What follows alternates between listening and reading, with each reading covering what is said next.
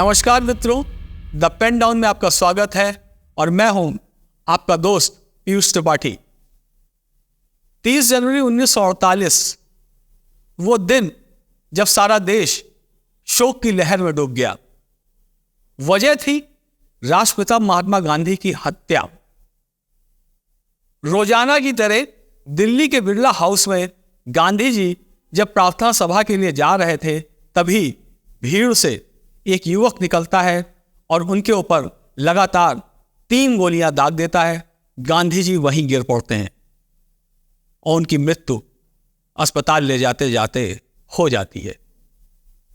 आखिर क्या वजह थी कि इस युवक ने गांधी जी को इस तरह से मार दिया? देखते हैं इस रिपोर्ट में।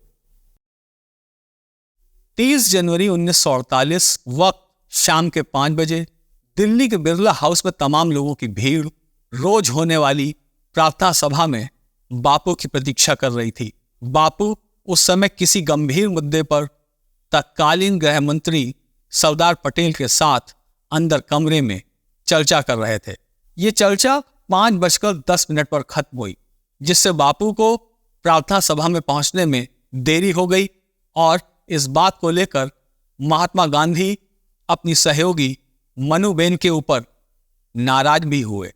मनुबेन ने कहा कि आपको बातचीत में व्यस्त देखकर मैं टोकना नहीं चाहती थी, तो गांधी जी ने कहा कि मरीज को समय पर दवाई देना नर्स का कर्तव्य है।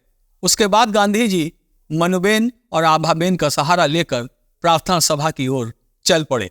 लोगों की भीड़ ने गांधी जी को आगे बढ़ने के लिए रास्ता दिया। उसी समय भीड़ से निकलकर नाथूराम गोडसे बाहर आया। दोनों हाथों के बीच में पिस्तौल छिपाए हुए गोडसे ने बापू को प्रणाम किया और उसके बाद एक एक करके 3 गोलियां बापू के सीने में दाग दी। बापू गिर पड़े और उनके मुंह से जो अंतिम शब्द निकले वो थे, हे राम। गोडसे ने आखिर गांधी को क्यों मारा? कहा जाता है कि पुणे निवासी और हिंदी अखबार हिंदू राष्ट्र का संपादक नाथूराम गोडसे गांधी द्वारा पाकिस्तान का समर्थन किए जाने को लेकर नाराज था। 1947 में जब देश का विभाजन हुआ तो यह तय हुआ कि भारत पाकिस्तान को 75 करोड़ रुपए नकद देगा। भारत ने इसमें से 20 करोड़ रुपए दे भी दिए थे। इस बीच आजादी के बाद एक तरफ देश में हिंदू मुस्लिम दंगे भड़क गए और दूसरी तरफ पाकिस्तानी सेना ने कबायलियों के भेष में कश्मीर पर हमला कर दिया, जिससे नाराज होकर सरदार पटेल ने पाकिस्तान को दिए जाने वाले बकाया 55 करोड़ रुपए रोक लिए। पटेल का तर्क था कि जो रकम हम पाकिस्तान को देंगे वो उसका इस्तेमाल हमारे ही खिलाफ हथियार खरीदने में करेगा।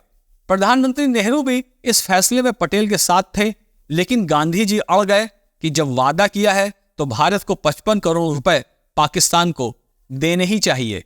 इस बात को लेकर गांधी जी अनशन पर बैठ गए। नाथूराम गोडसे अलग पाकिस्तान बनने को लेकर महात्मा गांधी से नाराज था और उन्हें विभाजन का पक्षधर मानता था। वहीं दंगों में मुसलमानों के साथ हो रही हिंसा को खत्म करने को लेकर भी गांधी जी अनशन पर थे। इन सबको देखकर गोडसे को लगता था कि गांधी मुस्लिम तुष्टीकरण कर रहे थे।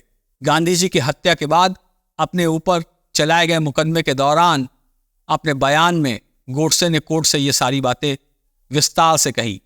हालांकि गोडसे के बयान को सार्वजनिक नहीं किया गया।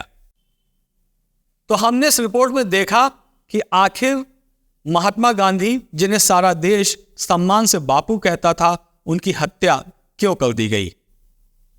आप हमारे चैनल द पेन डाउन को लाइक और सब्सक्राइब जरूर करें और इसी तरीके से अपना सपोर्ट हमारे साथ बनाए रखें। धन्यवाद।